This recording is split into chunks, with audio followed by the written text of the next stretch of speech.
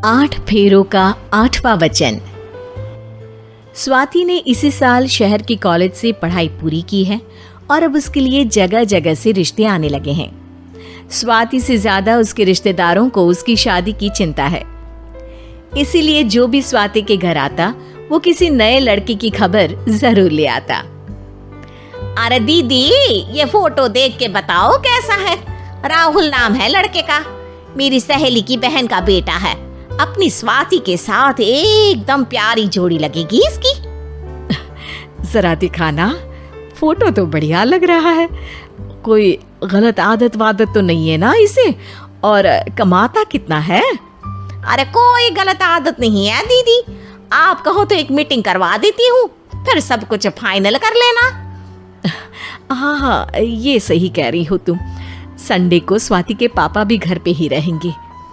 बुआ फिर वहां से चली जाती है और रात को स्वाति की माँ उससे कहती है, स्वाति बेटा, आज कमला बुआ ने एक लड़के की फोटो दिखाई है। संडे को वो लोग मिलने आ रहे हैं, तैयार हो ना तुम बेटा?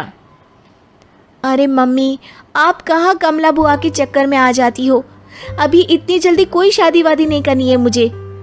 अरे बेटा, अच्छा लड़का है, बुआ जानती है उसे अच्छे से। हाँ स्वाति बेटा, एक बार मिल तो लो, बाद में देखेंगे आगे क्या करना है। वैसे तो कमला रिश्ता लाई है तो मना करने का तो कोई सवाल ही नहीं उठता। संडे की सुबह होती है और कमला बुआ राहुल और उसके मम्मी पापा को लेकर स्वाति के घर आती है।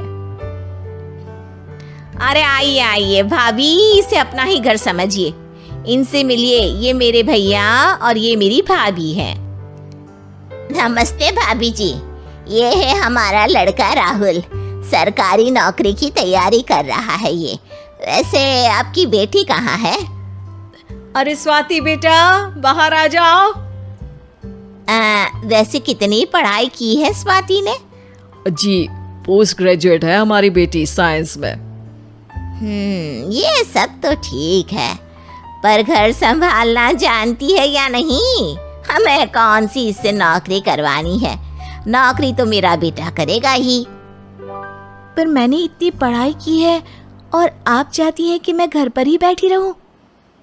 अरे स्वाति बेटा, ये बड़ों की बात में तुम कहाँ बोल पड़ी? हम सब देख लेंगे क्या करना है क्या नहीं। हम तो इसी बात में विश्वास करते हैं कि घर के लड़के घर में ही रहे तो ज्यादा अच्छा रहता है। वरना भाई साहब, आप तो आजकल के हाल जानते ही हैं, कितनी घटनाएं होने लगी हैं औरतों के खिलाफ। स्वाति बेटा, रसोई का काम तो पूरा जानती हो ना? शादी के बाद तुम्हें ही संभालना है वो सब। अरे बहुत अच्छा खाना बनाती है ये, आप सब लोग इसकी तारीफ करते नहीं थकेंगे। लो भाई, हो गई मीटिंग, अब शादी की तारीख फाइनल कर लेते हैं, क्यों भैया? भाई, हम तो पंडित जी से चर्चा करने के बाद ही तारीख फाइनल करेंगे। सालों से हम उनकी बातें मानते हुए आ रहे हैं। लड़के वाले और कमला बुआ की बातें सुनकर स्वाति एकदम नाराज हो जाती है और उसे लगने लगता है कि शादी के बाद उसे घर पर ही बैठना पड़ेगा। लेकिन घर वालों के आगे उसकी एक नहीं चलती और उसे शादी के लिए हाँ कहना पड़ता है। शादी का दिन आ जाता है और सब मंडप में जमा होते हैं। अब फेरों का समय हो गया है, अब कन्या अपने वर से 7 वचन मांगेगी। आप किसी धार्मिक आयोजन में जाए तो मुझे भी ले जाएंगे। आप मेरे माता पिता का भी बराबरी से सम्मान करेंगे, हमेशा मेरा साथ निभाएंगे।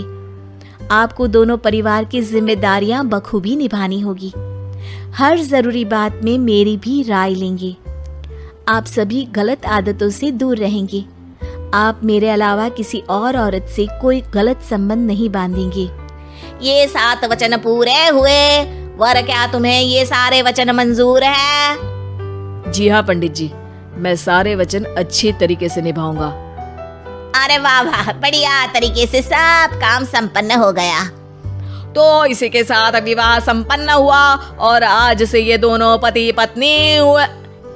1 मिनट पंडित जी, अभी एक वचन लेना बाकी है। अब कौन सा वचन है बेटा?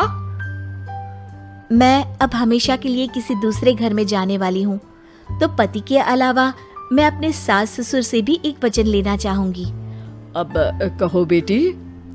मैं ये चाहती हूँ कि मुझ पर किसी बात की कोई पाबंदी नहीं लगाई जाएगी। मुझे सब कुछ करने की आजादी होगी और मैं भी विश्वास दिलाती हूँ कि मैं एक अच्छी बहू बन के दिखाऊंगी।